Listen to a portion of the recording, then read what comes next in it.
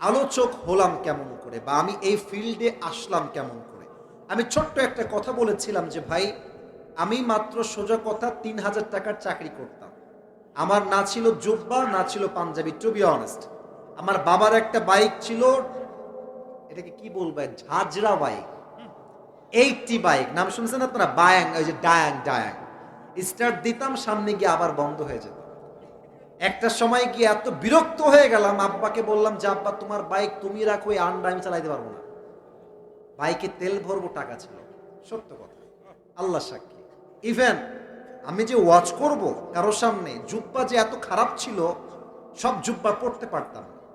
আমার আব্বা যদিও মাশাআল্লাহ সচ্ছল ছিলেন, বাট সবাই মিলে সংসার তো, খুব বেশি যে জামা কিনবো সে অ্যাবিলিটি ছিল না। এখন যে আমার জুব্বা কতগুলো আমি আপনাকে গুনে ছাড়া বলতে পারবো না, গুনতে হবে। এই যে কোটি, এটা অনেক, আমি ভাই শো অফ করছি না, ওয়াল্লাহি আল্লাহর কসম। আমি বলতে চাচ্ছি আপনার ভরসা হবে আল্লাহর উপরে, আপনার আশা হবে আল্লাহর উপরে। আপনাকে আল্লাহ এত পরিমাণ দিবে আপনি কল্পনাই করতে পারবেন না, ঠিক কিনা বলেন? তো আপনারা সবাই তো আজহারী সাহেবের নাম শুনলেন একটু আগে। এই মানুষটার জন্য আমার জীবনটা চেঞ্জ হয়েছে। দেখেন, আমরা সবাই আগে এরকম ভাবতাম না যে হুজুর মানে আনস্মার্ট, হুজুর মানে খ্যাত, হুজুর মানে কিছু বোঝে না, হুজুর মানে টুপি থাকবে একদিকে, জুব্বা থাকবে ছেঁড়া, পেছন থেকে পাছাও দেখা যাবে।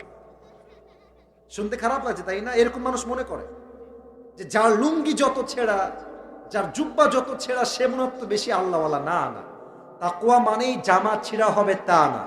তাকওয়া মানে আপনি হবেন স্মার্ট, আপনার সম্পর্ক দুনিয়ার সঙ্গে নয়, সম্পর্ক হবে একজনের সঙ্গে। তিনি কে? আজহারী সাহেবকে দেখে আমি চিন্তা চেঞ্জ করেছি। আমি কিন্তু ইংরেজি ভাষা মোটেও ভালো করে জানতাম না, টু বি অনেস্ট। এখন আমি ইংরেজি ভাষায় অনর্গল কথা, যে কোনো জায়গায়, আমি আবারও বলছি, আমি শো অফ করছি না, যে কোনো জায়গায় আমি নিজেও ইংরেজি ক্লাস নেই, মাঝে মাঝে ক্লাস নেওয়ার সুযোগ হয়, 1 ঘন্টা 1.5 ঘন্টা ইংরেজিতে বক্তব্য দেওয়া লাগে। তো কেন বলছি জানেন? আমাদের এই দেশের সিস্টেমটা হচ্ছে, যদি কোনো আলোচক যুবকদের কাছে প্রিয় হয়ে যায়, দেখবেন সেই আলোচকটা হুজুরদের কাছে অপ্রিয় হয়ে যায়। এই যে আজহারী সাহেবের মাহফিলে 10 লাখ 20 লাখ লোক হচ্ছে, ও কসবার ভাইরা, আপনারা তো আমার ভালোবাসার মানুষ, আপনারা বলেন তো, এই 10 লাখ লোক কি ভাড়া করে আনা আদৌ যায়? তো যারা বলছে এই লোক ভাড়া করে নিয়ে আসা হয়েছে, তারা মূর্খ ছাড়া আর কিছু হইতে পারে না। তো আপনারা যদি আল্লাহর ভয় অর্জন করতে পারেন, আপনাকে রিজিক নিয়ে ফিকির করার প্রয়োজন নাই, আপনাকে রিজিক দিবে একজন, তিনি কে? 3 নাম্বার লাভ বলবো, ব্যবসা। জান্নাত আমরা সবাই চাই না? আচ্ছা, জান্নাত যদি 2টা পাই, লাভ কি কম হবে না বেশি হবে? কম হবে না বেশি হবে? দেখেন আল্লাহ কি বলছে সূরা রহমান।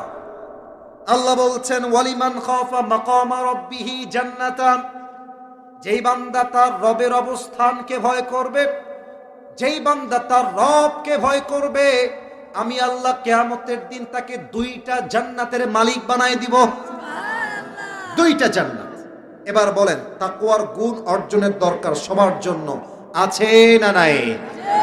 এবার আসুন, তাকওয়া কাকে বলে? আপনারা বিরক্ত হয়ে যান নাই তো? 12টা বেজে তো পার হয়ে গেছে, উঠে যাবেন না তো কেউ আবার? 1 নাম্বার, তাকওয়া কাকে বলে? এই ব্ল্যাক, এই ব্ল্যাক, ধরো ধরো ধরো ধরো ধরো ধরো ধরো ধরো ধরো ধরো। কি তুমি কি 1 নম্বরে যাবা? চাপ দিয়েছে তোমার, না বউ আছে? কোনটা? ওর তো বউ আছে বলে আমার মনে হচ্ছে না। এদিকে তাকান, এদিকে। আচ্ছা যাক, তোমার বিয়ে হবে না, যাও যাও। আচ্ছা যাক, সমস্যা না, 1-2 জন প্রয়োজন থাকতে পারে। সবাই তাকবীর দেন, লিল্লাহি তাকবীর। 1 নাম্বার তাকওয়া হলো হালালকে অ্যাকসেপ্ট করতে হবে, হারামকে আপনার অ্যাভয়েড করতে হবে। আমাদের দেশে দেখবেন সিস্টেম আছে, সরকারি চাকরি নিতে গেলেই বলবে বেশি না, চা খাওয়ার জন্য 10 লাখ দেন, আপনার চাকরি হয়ে যাবে। আমাদের দেশে যেই পরিমাণ দুর্নীতি হয়, পুরো বিশ্বে সেই পরিমাণ দুর্নীতি হয় না যুবক ভাইরা। তো আপনি গেছেন কসবার অফিসে চাকরি নেওয়ার জন্য, সরকারি চাকরি। এই তাকওয়া বোঝেন, তাকওয়া বোঝেন। আপনাকে বলছে আপনার বেতন হবে 50,000, বাট আপনাকে ঘুষ দেওয়া লাগবে আগেই 10 লাখ। যদি আপনার হৃদয় আল্লাহর ভয় থাকে, আপনি কি বলবেন?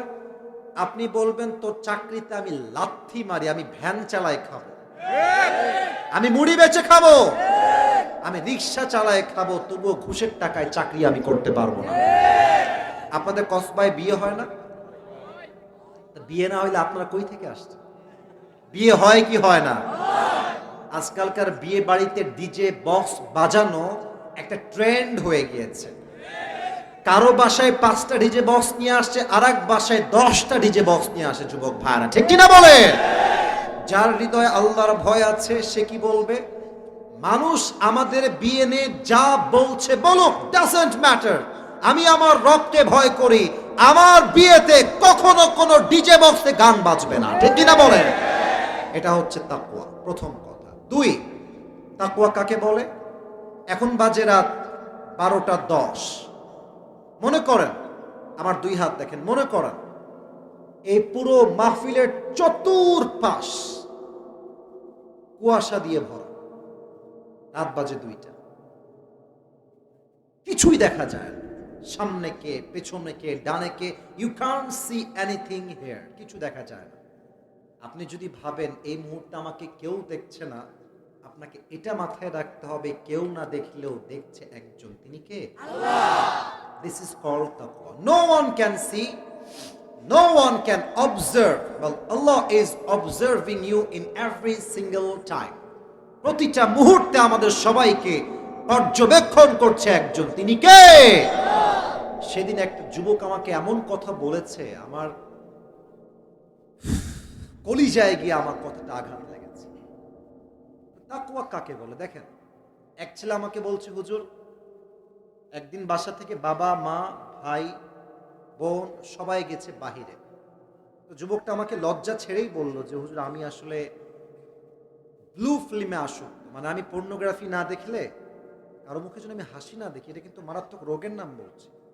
তো বলছে হুজুর আমি পর্নোগ্রাফি না দেখলে আমার ঘুম আসে না, অলওয়েজ আমাকে দেখতে হয়, দেখে আমি ঘুমাই। তো সেই দিন রাতের বেলা আমার বাবা মা কেউ বাসায় নেই, বোনও নেই, সবাই বাহিরে গেছে বেড়াতে। তো আমি গেট লাগাই দিয়েছি, জানালা লাগাই দিয়েছি, রুমের লাইট অফ করে দিয়েছি, বসে বসে আমি কানে হেডফোন দিয়ে পর্নোগ্রাফি দেখছি, উলঙ্গ ভিডিও দেখছি। কানে আমার 2টাই হেডফোন দাও। হঠাৎ করে ঠাস করে একটা আওয়াজ হয়েছে, কেঁপে উঠেছি, মনে হলো যে বাসায় কেউ এসেছে, মনে হয় মেবি পারহ্যাপস। খুব দ্রুত হেডফোন খুলে দিয়ে মোবাইল ফোনটা রেখে গেটটা খুলেছি, আমার অন্তর থর থর থর থর করে কাঁপছে, এই বুঝি বাবা আমাকে দেখে ফেলবে, এই বুঝি মা আমাকে দেখে ফেলবে। গেট থেকে বের হয়েছি, দেখছি আসলে বাসাতে কেউ আসে নাই, ছোট্ট একটা বিড়াল উঠতে গিয়ে গ্লাসে পা লেগেছে, গ্লাসটা পড়ে ভেঙে গেছে। তখন আমার মাথায় চিন্তা আসলো, সামান্য বিড়ালের একটা শব্দে আমার কলিজায় কম্পন তৈরি হয়ে গেছে যে আমাকে গুনাহ করতে কেউ দেখে ফেললো কিনা। কিন্তু আমি যতদিন গুনাহ করেছি আমাকে কেউ না দেখলেও দেখেছে একজন, আওয়াজ দিয়ে বলেন সবাই, তিনি কে? দিস ইজ তাকওয়া। যখনই অন্যায় করবেন মাথায় রাখবেন যে কেউ নাই, কেউ দেখছে না, আমাকে দেখছে একজন, আওয়াজ দিয়ে বলেন সবাই, তিনি কে? আচ্ছা, এই যে আমাদের মাতৃভূমি বাংলাদেশ, আপনারা ভাবেন যে আমাদের দেশটা মনে হয় ফকির। আমি আপনাকে তথ্য দিচ্ছি, আমাদের দেশটা যদি দুর্নীতি বন্ধ হয়ে যায়, দুবাইকে এটা হার মানিয়ে ফেলবে, বিশ্বাস রাখে। দুবাইয়ে আছে তেলের খনি, আমাদের দেশে দিনাজপুর, নাম শুনেছেন? দিনাজপুর বড়পুকুরিয়া বিশাল বড় কয়লার খনি। ভূতত্ত্ববিদরা বলছেন কয়লার খনির ভেতরেই থাকে ডায়মন্ডের খনি। এটা অসম্ভব কিছু নয় যে আমাদের দেশে ডায়মন্ডের খনিও আছে। শুধুমাত্র আমরা কেন অর্জন করতে পারি না? আমাদের দেশে দলে দলে যে পরিমাণ মারামারি লেগেছে, আমরা করি মারামারি আর ভারত নেয় মজা। বাংলাদেশের সবচেয়ে বড় শত্রুর নাম হচ্ছে ভারত, যুবক ভারত। গতকাল তো আপনারা দেখেছেন, ভারতকে বাংলাদেশ উচিত শিক্ষা দিয়েছে। এই যে আমাদের দেশ থেকে কত কৃষককে যে তারা গুলি করে হত্যা করেছে, তার লিস্ট তৈরি করতে হবে। আমার কথা স্পষ্ট, একটা সাংবাদিক আছে দেখবেন, বাংলাদেশ আর থাকবে না। তো আসো, যদি তুমি চট্টগ্রাম, এই দেখেন আপনারা খেয়াল করেন, ওরা বলে চট্টগ্রাম নিব, ওরা বলে ফেনী নিব, ব্রাহ্মণবাড়িয়ার নাম কিন্তু কখনো বলতে চায় না। ওরা জানে এটা এমন ডেঞ্জারাস জায়গা, আসলে পিঠের চামড়া একটাও বাকি থাকবে না যুবক। আচ্ছা ওইটা যেটা সাংবাদিক আছে, একবার এই পাশে যায়, আবার তিরিং বিরিং করে এই পাশে আসে। একে দেখলে আমার মনে হয় যে এই বেটা সাংবাদিক না হয়ে ঢাকার মলম বিখ্যাত সম্মান হয়ে গেল। এই বেটা গুলিস্তানে আন্ডার প্যান্ট আর জাইঙ্গা বিক্রি করলে বেশি মানাবে যুবক। এটা সাংবাদিক হওয়ার কোনো যোগ্যতাই রাখে না, ঠিক কিনা বলে? তো ওরা ভাবে যে আরে বাংলাদেশের মানুষ নরম সরম মানুষ, বোঝে না। আর আমাদের প্রধান উপদেষ্টা ডক্টর ইউনূস সাহেব সত্যি কিন্তু ভদ্র মানুষ, তো ভাবে যে আর এদিকে উড়াই দিব। বেটা আমরা কাফেরের বাচ্চা নয়, আমরা সব মুসলমান ঘরের বাচ্চা। আর মনে রাখতে হবে, একজন ইমানদার যুবক হাজার হাজার বেঈমান কাফেরের সমান। আপনারা সমুদ্রের পানি দেখেছেন? সমুদ্রের পানি দেখবেন মাঝে মাঝে এটা স্থির থাকে, স্থির, বুঝবেন? তো কেউ যদি বলে যে সমুদ্রের পানির কোনো শক্তি নাই, সে ভুল ভেবেছে। এটা এখন স্থির আছে, বাট এটার স্রোত যখন শুরু হয়ে যাবে, এটার উত্তাল ঢেউ যখন শুরু হয়ে যাবে, এই সমুদ্রের পানির উত্তাল ঢেউ আকাশ সমান পাহাড়কেও ভেঙে চূর্ণ বিচূর্ণ করে দিবে। তো ভারত যদি ভাবে মুসলমানরা বাংলাদেশের সংখ্যায় কম আছে, ভুল ভাবছো। তোমাদের সঙ্গে একটা যুদ্ধ হবে, সেই যুদ্ধের নাম হচ্ছে গোসওয়াই হিন্দ। এই যুদ্ধ যখন শুরু হবে হিন্দুস্তানের সঙ্গে, এই বাংলার মাটির থেকে ধামাল ছেলেরা একজন নয়, দুইজন নয়, হাজার হাজার যুবক শহীদ আবু সাইদের মতো মাথায় তাজা কাফনের রক্ত বেঁধে রাস্তায় শহীদ হওয়ার জন্য প্রস্তুত হয়ে যাবে, ঠিক কিনা বলো? এত সহজ না বাংলাদেশকে দূর করে দেওয়া। আচ্ছা আপনারা দেখেছেন মেজর ডালিম সাহেব কয়েকদিন আগে লাইভে এসেছিল, দেখেছেন আপনারা? এ তো আমাদের পুরো ইতিহাস পাল্টাই দিয়েছে। উনি বলছেন যে বঙ্গবন্ধু শেখ মুজিবুর রহমান ইংরেজি ভাষা ভালো করে জানতেন না, তাই তিনি 3 মিলিয়ন ভুল করে বলেছেন। আসলে তখন শহীদ হয়েছে 30 লক্ষ নয়, 3 লক্ষ। তবে আমি বলি, তার সব কথা আমি বিশ্বাস করি না, সব কথা আমি বিশ্বাস করি না। কারণ ক্ষোভ থাকলে মানুষ অনেক কিছু বানিয়েও বলে দেয়। না, আমি বলছি না যে আপনি ঠিক বলবেন, আমি সব কথা বিশ্বাস করি না, আবার সব কথা আমি অবিশ্বাসও করি না। শিক্ষা একটাই, জাতির সঙ্গে বেঈমানি করবেন আজকে, মনে রাখবেন আল্লাহ আপনাকে দেখছে। বেঈমানি করে আপনি আজকে সাময়িক জিতে যাবেন, আর সময় আসবে এমন প্রত্যেকটা বেঈমানির আপনাকে উসুল দেওয়া লাগবে যুবক ভাইরা, ঠিক কিনা বলে? আমি বলছিলাম আমাদেরকে কেউ না দেখলেও দেখে একজন, আওয়াজ দিয়ে বলেন তো সবাই, তিনি কে? আচ্ছা এটা আমি কি পরে আছি দেখেন তো, পাঞ্জাবি না জুব্বা? আরে ভাই ভয় কেন পান, পাঞ্জাবি না জুব্বা? আচ্ছা পাঞ্জাবি আর জুব্বার মাঝে পার্থক্য কি আমি বলছি, জানি আপনারা সবাই জানেন, তবু হাদিস বলবো তো তাই ব্যাখ্যা দিচ্ছি। দেখেন জুব্বা হচ্ছে একদম টাকনু বরাবর নিচে, পাঞ্জাবি হচ্ছে হাঁটু বরাবর দুই পাশে ফাড়া। এটা হচ্ছে পাঞ্জাবি আর জুব্বার একটা বেসিক ডিফারেন্স, পার্থক্য। ওমরে ফারুক রাদিয়াল্লাহু তাআলা আনহু একবার জুমার খুতবা দেওয়ার জন্য মসজিদের মেম্বারে দাঁড়িয়েছেন, জুমার খুতবা দিচ্ছেন। হঠাৎ করে মাঝখান থেকে একজন যুবক দাঁড়িয়ে গিয়েছে, বলছে এই ওমর, তোমার জুব্বার সাইজ এত লম্বা কেন? তুমি কি রাষ্ট্রের টাকা মেরে খেয়েছো নাকি ওমর? এত বাজে কথা কাকে বলছে? অর্ধ জাহানের খলিফা ওমরে ফারুককে। আর আমার চেহারা দেখেন সবাই, এত বাজে কথা শুনে ওমরে ফারুক জাস্ট একটা মুচকি হাসি দিয়েছেন। সুবহানাল্লাহ বলেন সবাই। তো ওমরে ফারুক, তার ডান পাশে তার ছেলে ছিল, ইসমুহু আব্দুল্লাহ ইবনে ওমর, দাঁড়িয়ে বলছে এই ভাই, ডাজন্ট মেক এনি সেন্স, তুমি কাকে কি বলছো? তুমি কাকে কি দাবি করছো? তোমার মাথা ঠিক আছে? বসো। আমি বলছি আমার বাপের জুব্বা লম্বা হয়েছে কেন? শোনো, প্রত্যেক বছর আমার জন্য একটা জুব্বা, বাবার জন্য একটা জুব্বা রাষ্ট্রের পক্ষ থেকে হাদিয়া হিসেবে দেওয়া হয়। আমার আব্বা সাইজে অনেক লম্বা, তাগড়া লম্বা যুবক।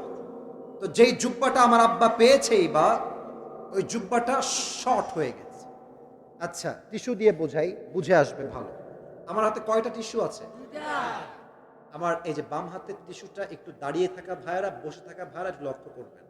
আমি এই টিস্যুটা হাদিসটা বোঝাবার স্বার্থে একটু ছিঁড়ে ফেললাম। এটা হচ্ছে আমার বাম হাত, এটা হচ্ছে আমার ডান হাত। বলেন তো, ডান হাতের জুব্বা বেশি শর্ট না বাম হাতেরটা বেশি শর্ট? কারণ এটা নিচ থেকে কেটে ফেলা হয়েছে। ওমর ফারুকের সমস্যা কোথায়? জুব্বাটা নিচে শর্ট কিন্তু মানুষ লম্বা। আচ্ছা বলেন, প্রধানমন্ত্রী একটা দেশের, সে যদি জুব্বা পরে পাঞ্জাবির মতো, এটা কি তার ব্যক্তিত্বের সঙ্গে যায় নাকি? যুবক ভাইরা বলো বলো বলো বলো, যায় না। তো ওমর ফারুক চাইলে নতুন জামা কিনতে পারতেন, কেনেন নাই। কি করেছেন? বলছে বাবা তুমি তোমার জুব্বা নিয়ে আসো। জুব্বা নিয়ে আসছে, বলছে তুমি তোমার জুব্বার নিচে গোল অংশ এতটুকু কেটে ফেলো, কেটে দর্জি নিয়ে আসো। আমার জুব্বার নিচে যে শর্ট হয়ে গেছে, তোমার জুব্বা কেটে তালি দিয়ে আমার জুব্বায় লাগিয়ে দাও, আমি এই জুব্বা পরেই চলব।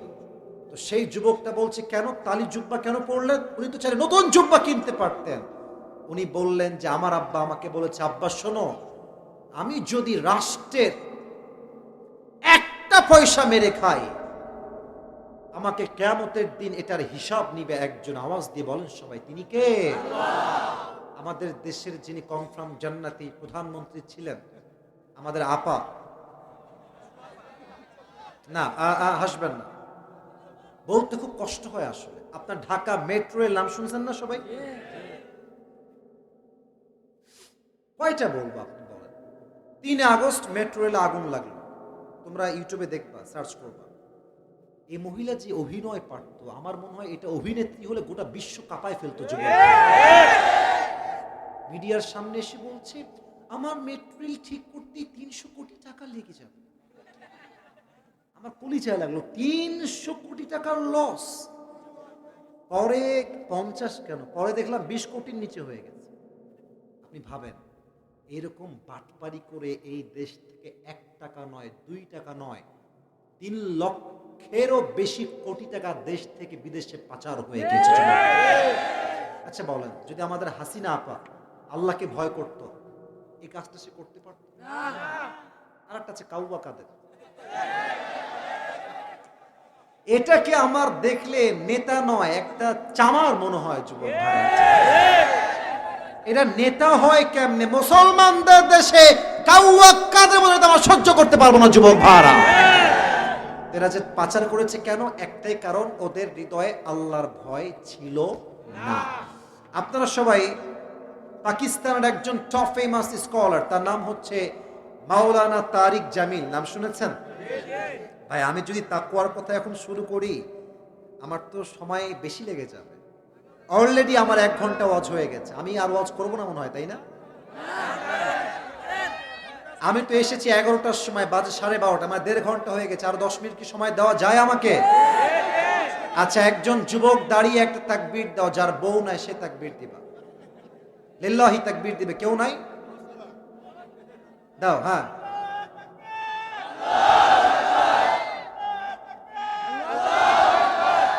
তোমার বিয়ে 20 ভাগ কনফার্ম। আমার সঙ্গে তাকবীর দেন, নারে তাকবীর। পাকিস্তানের একজন বড় আলেম, তার নাম হচ্ছে মাওলানা তারিক জামিল, নাম শুনেছেন? দেখবেন সাদা পায়জামা, সাদা পাঞ্জাবি আর অলওয়েজ পাগড়ি পরে। তো উনি একটা অবাক করা ঘটনা সেই দিন বললেন তাকওয়াকে ঘিরে। উনি বললেন পাকিস্তানের একজন যুবক মিশনারি হসপিটাল, খ্রিস্টানদের হসপিটালে ভর্তি হয়েছে অ্যাজ এ পেশেন্ট, রোগী হিসেবে। তো দেখবা যে নার্স থাকে মেডিকেলে, তোমরা তো খুব মজা পাবা এই ঘটনা শুনলে, আমি জানি। নার্সরা কিন্তু একটু সুন্দরী হয় যুবক ভাইরা, তাই না? বিশেষ করে নার্স, এই যে হলো বসো, নার্স আর এয়ার হোস্টেস, এরা বেশিরভাগ সুন্দরী হয়। তো আমি যেটা বলবো, এটা কোনো মজার গল্প নয়, শিক্ষার গল্প। তো উনি বললেন যে যুবকটা প্রায় 7 দিন বা 10 দিন মেডিকেলে ভর্তি ছিল তার রোগের জন্য। 10 দিন পরে নার্স এসেছে তাকে রিলিজ পেপার দিবে, তাকে ছেড়ে দেওয়ার জন্য। তো নার্সটা রিলিজ পেপার দেওয়া বাদ দিয়ে দাঁড়িয়ে আছে চুপচাপ এমনে। যুবকটা দাঁড়িয়ে আছে, মুসলমান ছেলে, আর যে নার্সটা এসেছে সে একজন খ্রিস্টান। তো নার্স দাঁড়িয়ে আছে, তো যুবক বলছে আপ কিউ খড়ে হ্যাঁ ইহাঁ পে, आप कुछ कहना चाहती है, আপনি কিছু বলবেন আমাকে? তো মেয়েটা চুপচাপ দাঁড়িয়ে আছে। তো বলছে যে मैं आपसे एक बात करना चाहती हूँ अगर आपकी इजाजत मिले तो, যদি আপনি আমাকে অনুমতি দেন আমি আপনাকে একটা কথা বলতে চাই। তো যুবকটা মাথা নিচু করে বলছে ঠিক है, आप जो बताना चाहती आप बताइए, कोई बात नहीं, বলেন আপনি কি বলবেন। এটা আমি বানিয়ে বলছি না, প্রমাণ হিসেবে তুমি ইউটিউবে সার্চ করবা, পেয়ে যাবে, ফুল এভাবে তিনি বলেছেন। তো মেয়েটা বলছে अगर आपकी इजाजत हो तो मैं आपसे शादी करना चाहती हूँ, যদি আপনি চান। এই হাসির কথা না, সামনে কথা বুঝবেন আপনি, এখনই হাসবেন না। মেয়েটা বলছে আমি আপনাকে বিয়ে করতে চাই, যদি আপনার অনুমতি থাকে তবে। যুবকটা এই কথা শুনে একটু ঠাস করে কেঁপে উঠেছে। আরে মেডিকেলের নার্স আমাকে কেন বিয়ে করতে চায়? তো সে প্রথম কথা বলছে বেহেন জি আপকা দিমাগ তো ঠিক হ্যায়, মাথা ঠিক আছে? বলছে কেন? বলছে আপনি তো খ্রিস্টান, আমি হলাম মুসলমান। খ্রিস্টান আর মুসলমানের মাঝে কখনো বিয়ের সম্পর্ক শরীয়তে বৈধ হতে পারে? তো আমি আপনাকে বিয়ে করতে পারবো না। তো মেয়েটা বলছে आपके पास कोई तो ऑप्शन होगा शादी करने के लिए कि मैं आपसे शादी कर लूं। বলছে ঠিক আছে, আমি বুঝে গেছি আপনি আমাকে বিয়ে করতে চান, তবে আপনি আমাকে এটা বলেন যে এই ওয়ার্ল্ডে অনেক ছেলে আছে, हर किसी को छोड़ के आप मुझे ही क्यों शादी करना चाहती हैं? সবাইকে বাদ দিয়ে আপনি আমাকেই কেন বিয়ে করবেন? তো মেয়েটা যে উত্তর দিয়েছে দ্যাট ইজ দ্য লেসন, এটাই হচ্ছে মূল শিক্ষা। মেয়েটা বলল দেখেন আপনি প্রায় 10 दिन যাবত এই মেডিকেলের ওয়ার্ডে ভর্তি আছে, मैं जब भी इस रूम में आती हूँ तो मैं देखती हूँ कि हर कोई मुझे आंख उठा के ऐसे ऐसे देखती है कि कितनी हसीन लड़की आई है, সবাই আমাকে চোখ তুলে দেখে। लेकिन जब भी मैंने आपको देखा है आज तक एक मर्तबा भी आपने आंख उठा के मुझे नहीं देखा। আপনি কখনো আমার দিকে চোখ তুলে একবারের জন্য দেখেন না আমি এত সুন্দরী মেয়ে, তবুও দেখেন না আপনি। তো আমি ভাবলাম যে দেখে না কেন, উত্তর কোথায় পাওয়া যাবে? তো এটার জন্য আমি আমাদের অফিসের একজন স্টাফকে বললাম যে সবাই আমাকে দেখে, সবাই আমার রূপের প্রশংসা করে, এই যুবকটা যখন থেকে ভর্তি হয়েছে আজ অব্দি আমার দিকে একবারও তাকায় না। তো উনি আমাকে বললেন ये जो लड़का यहाँ पर है ये ईसाई नहीं है, ये यहूदी नहीं है, ये एक मुसलमान घर का लड़का है, इसके दिल में अल्लाह का खौफ है, वो जानता है कि अगर कोई गैर महरम लड़की को वो एक बार भी देखे उसे कोई भी नहीं देखता मगर उसे अल्लाह देखता, ये वो जानता है। বললো যে আমাকে উত্তর দেওয়া হয়েছে আপনারা রবকে অনেক ভয় করেন, তাই কোনো মেয়ের দিকে চোখ তুলে একবারও তাকান না। আমি ভাবলাম যেই যুবকটা তার রবকে এত ভয় করে, যেই যুবকটা তার রবের সঙ্গে এতটা অনেস্ট, এতটা লয়াল, এমন যুবক যদি আমার জামাই হয়ে যায় সে জীবনে যাই করুক আর তাই করুক, যেই যুবক আল্লাহকে ভয় করে সে আমার মনে কখনো কষ্ট দিতে পারবে না। इसलिए मैं आपसे शादी करना चाहती हूँ। तो যুবকটা বলছে ঠিক है, एक ऑप्शन मेरे पास है शादी करने के लिए, একটা উপায় আছে যদি আপনি আমাকে বিয়ে করতে চান। তো মেয়েটা বলছে क्या है बताइए आप, বলেন কি উপায় আছে। তো যুবকটা বলছে आपको पहले कलमा पढ़ के मुसलमान होना पड़ेगा, आप पहले मुसलमान हो जाए फिर मैं आपसे शादी कर लूंगा। তো মেয়েটা বলছে যদি আমি আপনাকে বিয়ে করতে পারি, আপনাকে বিয়ে করার জন্য আমি মুসলমান হতেও রাজি আছি। ওই জায়গাতে মুসলমান মেয়েটা কালেমা পড়ে মুসলমান হয়ে যায় এবং সেই যুবকের সঙ্গে বিবাহের বন্ধনে আবদ্ধ হয়ে যায়। তাহলে আপনি কি বুঝলেন? যার হৃদয়ে তাকওয়া আছে সেই যুবক পুরো বিশ্বে আল্লাহর ইসলামের রাজ কায়েম করতে পারবে, ঠিক কিনা বলে?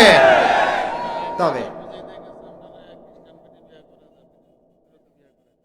এখানে এই তো মারাত্মক কাজ করেছে। না না, মুসলমান হওয়া শর্ত, উভয় মুসলমান হওয়া লাগবে, এটা কিন্তু জায়েজ নাই। হ্যাঁ ওটা আর বলবো না, বাদ দেন, অনেক হয়ে গেছে, ওটা বলা যাবে না। আচ্ছা এই যে ওনারা বলছেন আমাদের যিনি মাননীয় প্রধানমন্ত্রী ছিলেন উনিও তো ওনার ছেলেকে বিয়ে দিয়েছে খ্রিস্টান মেয়ের সাথে, তাই না? যে জয়, ওর বউ কিন্তু মুসলমান নয়। আসলে কি জানেন, আমরা জাস্ট নামে মুসলমান হয়েছি, আমরা কাজে মুসলমান হতে পারে নাই, ঠিক কিনা বলেন? তবে তাকওয়ার ক্ষেত্রে শেষ কথা এটাই বলে প্রথম চ্যাপ্টার শেষ করব। এখানে যারা এসেছো, এই যে আমার আব্বাজান থেকে নিয়ে এই পুরো এই পর্যন্ত, আমার ভুল না হলে আমার মনে হয় আমরা সবাই হচ্ছি মধ্যবিত্ত পরিবারের সন্তান। তোমরা যারা আমার ওয়াজ আগে কোথাও শুনেছো, আমি কোনো একটা ওয়াজে বলেছিলাম যে মধ্যবিত্ত পরিবারের সন্তান মানেই একটা ব্র্যান্ড। সাইকেল দিবেন চলবে, বাইক দিবেন চলবে, কার দিবেন চলবে, হেঁটে আসতে হবে তাও চলবে, ভাত দিবেন ডাউল দিবেন চলবে, ভাত দিবেন গোস্ত দিবেন চলবে, ভাত দিবেন সবজি দিবেন চলবে, ভাত দিবেন আলু ভর্তা দিবেন চলবে, ভাত দিবেন আর কিছুই দিবেন না, এক গ্লাস পানি দিবেন, একটা মরিচ দিবেন, আমার পান্তা ভাত হলেও চলবে। কারণ আমি বড়লোক ঘরে পেলে পুষে খেয়ে দে বড় হওয়া ব্রয়লার মুরগির বাচ্চা নই। আমি মধ্যবিত্ত পরিবারের সন্তান, আমি আরামও করতে পারি, আমি কঠোর পরিশ্রম করতে পারি। যুবক ভাইরা ঠিক কি বলেন? আমাদের একটা অভিযোগ আছে, সেই অভিযোগটা কি যে হুজুর আমাদের হৃদয়ে আল্লাহর ভয় আছে, 5 ওয়াক্ত নামাজ কালামও ঠিকঠাক পড়ি, কিন্তু হুজুর আমি আল্লাহকে ভয় করি, আমার না আছে টাকা, না আছে বাড়ি, না আছে অর্থ সম্পদ। অমুক এলাকার অমুক যুবকের বাপ গাজার ব্যবসা করে, ইয়াবার ব্যবসা করে, গাঞ্জা খাইয়া কুল পায় না, সুদের ব্যবসা করে, তাদের অনেক বড় বড় বাড়ি আছে, গুলশানে ফ্ল্যাট আছে, উত্তরায় ফ্ল্যাট আছে, আমার তো কিছুই নাই। তাহলে তাকওয়া অর্জন করে আমার লাভটা কোথায় হলো? দ্যাট ইজ দ্য কোয়েশ্চেন, প্রশ্ন। উত্তরটা কিন্তু খুবই সহজ, বুঝাই বলি, একটা গল্প বলি। বলা যাবে না? ও বলা যাবে না? এক লোকের একটা ছাগল আর একটা গাধা ছিল। তো গাধাও শুয়ে আছে, ছাগলটাও শুয়ে আছে। তো ছাগলটা গাধার দিকে তাকায় তাকায় বলছে, হাই রে গাধা, তুই শালা আসলেই একটা গাধা। গাধা বলছে, বন্ধু আমি যে গাধা সবাই জানে, আমাকে গালি দিস কেন? বলছে, তোকে গালি দিই কারণ তুই শালা আসলেই গাধা। ছাগল বলছে যে তুই গাধা কেন জানিস না? বলছে, আমি তো গাধা তাই আমি গাধা, তুই আমাকে গাধা বলছিস কেন তাই আমাকে বল।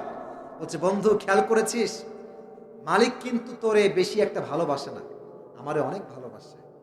হ্যাঁ, কত কিছু দেয়, খ্যাট দেয়, ভুসি দেয়, বিস্কুট দেয়, কত কিছু দেয়, আর তোরে পাইলে তোর মুখে খালি থাপ্পড় দেয়। তাহলে গাধা তোরে মালিক ভালোবাসে না, গাধা আমারে মালিক বেশি ভালোবাসে, আমি ছাগল আমাকে বেশি ভালোবাসে। তো গাধা যদিও নামে গাধা কিন্তু চালাক আছে। বলছে, বন্ধু একটা কথা আমাকে বলতো, মালিক কি তোরে আগের থেকে এরকম ভালোবাসে না ইদানিং ভালোবাসে? তো ছাগল বলছে, তাই তো বন্ধু, মালিক তো আমাকে আগে ভালোবাসতো না, ইদানিং খুব বেশি ভালোবাসে। বলছে, বন্ধু একটু আকাশের দিকে তাকায় দেখ, সামনে কুরবানির চাঁদ উঠেছে, তার মানে কি সামনে তোমার বিসমিল্লাহ হবে, জনমের খাওয়া খাও, যত মন চায় খাও, সামনে তোমার দিন শেষ হয়ে যাবে। তো আল্লাহ বলছে, বান্দা সুদখোর, বেনামাজি, ঘুষখোর, বাবাখোর, গাঁজাখোর, ইয়াবাখোর, ওর অনেক টাকা আছে, তুই হতাশ হোস না, ওর দুনিয়ার জীবন শেষ হলেই জাহান্নাম অপেক্ষা করছে, ও দুনিয়ায় যত মন চাক খেয়ে যাক, আর তোর দুনিয়ার জীবনটা সামান্য কষ্টের আছে আমি জানি, বাট মনে রাখিস ওয়ালাল আখিরাতু খায়রুল লাকা মিনাল উলা, দুনিয়ায় সবকিছুই পাওয়ার জায়গা নয়, ও মরলে জাহান্নাম, আর তুই মুত্তাকি মরলে আমি আল্লাহ তোর জন্য 2টা জান্নাত প্রস্তুত করে রেখে দিয়েছি। অতএব যতই কষ্ট আসুক, জমকে অমক টাকার মালিক, এই মালিক, এগুলো দেখে আমাদের কোনো আফসোস হবে না, আমাদের হৃদয়ে ভয় থাকবে এক সত্তার, তিনি কে? একটা প্রবাদ বাক্য আছে না যে শেষ ভালো যার সব ভালো তার। লাস্ট মেসেজটা বলছি, আপনারা অত্যন্ত বিনয়ী মানুষ, আদবওয়ালা মানুষ, এটা প্রমাণ পেয়ে গেছি আমি। লাস্ট মেসেজটা বলবো, শেষ হলেই দোয়া হবে, শেষ কথাটা বলে দেই। আল্লাহ তাআলা বলছেন, তোমরা মুসলমান না হয়ে কবরে এসো না। তাহলে মুসলমান হব কেমনে? আচ্ছা আমার দিকে তাকান তো, এই 2টা আমার কি? আরো জোরে, এই 2টা কি? চোখ। পরিপূর্ণ মুসলমান হওয়ার জন্য শর্ত হচ্ছে, এই চোখ দিয়ে আমি তা দেখব না যা আমার জন্য হারাম। যদি আপনি রাস্তা দিয়ে হাঁটেন, দেখবেন যে আজকালকার মেয়েরা যে পোশাক পরে, দেখলে মনে হয় রাস্তায় উলঙ্গ মেয়ে হেঁটে বেড়াচ্ছে। যুবক ভাই, ঢাকা তো খুব বেশি দূরে নয় এখান থেকে, ঢাকায় গেলে বসুন্ধরা, যমুনা ফিউচার পার্ক, গুলশান, উত্তরা, গেলে মনে হয় মেয়েদেরকে দেখলে কিয়ামত বেশি দিন বাকি নাই যুবক ভাইরা আমার। তবে আফসোস লাগে আমার মেয়েদেরকে নিয়ে যারা বোরকা পরে, এমন বোরকা পরে মোজা, পায়েও মোজা, ইভেন মুখটাও ঢাকা, এত সুন্দর রাস্তায় হাঁটে, দেখলে মনে হবে ইয়ার ইয়ে তো আভি কাভি জান্নাত সে ভাগ কি দুনিয়া মে আই হ্যায়। এই মেয়েগুলো বোরকা পরে পার্কে গিয়ে বাদাম খায় আর প্রেম করে বেড়ায়। তখন আমার মাথায় আসে এই সমস্ত বোরকাওয়ালির উপরে ফিটফার, ভেতরে পুরোটাই সদরঘাট কসবার ভার। এটার নাম আসল মুসলমান নয়। মুসলমান আমি নামেও মুসলমান, কাজেও মুসলমান, ঠিক কিনা বলে? অতএব এই চোখ দিয়ে তা দেখবো না যা আমার জন্য হারাম। এইটা কি ওয়াজ কিন্তু শেষ, কথা বলতে হবে। এটার নাম কি? এই হাত দিয়ে আমি সেই কাজ করব না যেই কাজটা আমার জন্য হারাম। আচ্ছা মনে করেন আপনি পর্নোগ্রাফি দেখবেন, আপনি তো হাত দিয়ে টাচ করে করে পর্নোগ্রাফি বের করবেন। আপনি প্রত্যেকটা টাচ দিবেন, প্রত্যেকটা টাচে আপনার কবিরা গুনাহ লেখা হবে। তো এই টাচ আপনি কেন দিবেন না? কারণ এই টাচটা আপনার জন্য দেওয়া হারাম। আল্লাহর জমিনে আল্লাহ হাত দিয়ে যা করতে জায়েজ করেছে তা করবেন, যা নাজায়েজ করেছেন তা করবেন না। আপনি প্রকৃতপক্ষের মুসলমান হয়ে যাবেন, ঠিক কিনা বলেন? সর্বশেষ এক্সাম্পল, এইটা আমার কি? আরে ভাই শেষ কথা, এটার নাম কি? এই পা দিয়ে আমি এমন কোথাও হেঁটে যাব না যেখানে আমার জন্য যাওয়া নাজায়েজ। যেমন আমার জন্য গার্লফ্রেন্ডের সঙ্গে মিট করা হারাম। যত প্রেম মন চায় প্রেম করবা, তবে বিয়ের আগে নয়, সব প্রেম হবে বিয়ের পরে যুবক ভাইরা। তো তুমি যদি পা দিয়ে হেঁটে যাও হারামের কাছে, প্রত্যেকটা ধাপে ধাপে কবিরা গুনাহ লেখা হবে। এখন যুবক বলবে হুজুর আমি হেঁটে যাব না, আমি অটোতে যাব। হ্যাঁ, এই বাটপারি করলে হবে না, মাথায় রাখবে। ঠিক আছে, দেখা যাবে। মাথায় রাখতে হবে এই পা দিয়ে সেখানে যাব যেখানে গেলে আল্লাহকে পাওয়া যায়। এই পা হাঁটবে মসজিদের দিকে, সিনেমা হলের দিকে নয়, ঠিক কিনা বলে? তাহলে আমার হাত, আমার চোখ, আমার ঠোঁট, আমার পা, আমার সবকিছু সেই কাজে যাবে যেই কাজটাকে আল্লাহ তাআলা ইসলামে জায়েজ করেছেন। ওয়ামা আতাকুমুর রাসূলু ফাখুযুহু ওয়ামা নাহাকুম আনহু ফান্তাহু। Whatever he brings with, take it. Whatever he forbids, abstain from it.